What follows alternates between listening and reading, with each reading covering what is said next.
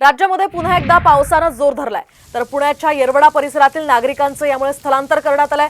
शांतीनगरमधील जवळपास 400 ते 500 जणांचं स्थलांतर करण्यात आलंय। मुठा नदीच्या प्रवाहामध्ये वाढ झाल्यानं खबरदारी ही घेण्यात येतेय। दरम्यान मुसळधार पावसामुळे खडकवासला धरणातून सतत विसर्ग सुरू आहे, त्यामुळे प्रशासनाकडून आता ही खबरदारी घेतली जाते। आपण पाहतोय कालपासूनच पुण्यामध्ये मुसळधार पाऊस पडतोय आणि आज सुद्धा राज्यभरामध्ये अनेक ठिकाणी कुठे रेड अलर्ट तर कुठे ऑरेंज अलर्ट जारी करण्यात आलाय। त्यामुळे खबरदारी म्हणून प्रशासनाने येरवडा परिसरातील लोकांचं स्थलांतर केलंय।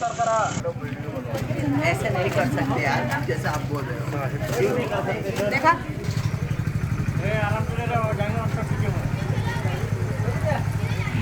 आपण पाहतोय पुन्हा एकदा पुण्यामध्ये पावसाचा जोर वाढलाय। पुणे शहरातील मध्यवर्ती भागासह उपनगरात सुद्धा जोरदार पाऊस बरसतोय।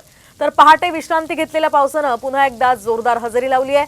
पुण्यातील घाट माथ्यावरील ठिकाणी न जाण्याचं त्यामुळे प्रशासनानं आवाहन केलेलं आहे, आदेश त्या संदर्भातले जारी केलेले आहेत। घाट माथ्यावर सुद्धा मुसळधार पावसाचा अंदाज आज वर्तवण्यात आलेला आहे।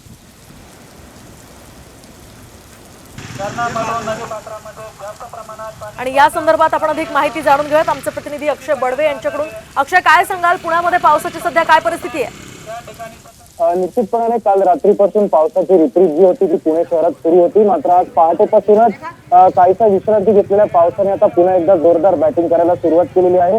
पुणे शहरातील उपनगर असेल किंवा मध्यवर्ती भाग असेल त्या ठिकाणी काही ठिकाणी पावसाची संततधार सुरू आहे, काही ठिकाणी मुसळधार पावसाने हजेरी लावलेली। येरवडा भागातील शांतीनगर जो भाग आहे ज्या ठिकाणी मुठा नदीचा विसर्ग, मुठा नदीतून पाण्याचा विसर्ग जो आहे त्या ठिकाणून देखील दक्षता खबरदारी म्हणून 300 ते 400 जणांचं स्थलांतर देखील काल रात्री उशिरा अग्निशमन दल असेल, पोलीस असेल यांच्या मदतीने करण्यात आलं। अगदी नक्कीच अक्षय, या संदर्भातले अपडेट्स तुमच्याकडनं जाणून घेत राहणार आहोत। तुर्तास धन्यवाद दिलेल्या सविस्तर माहितीसाठी।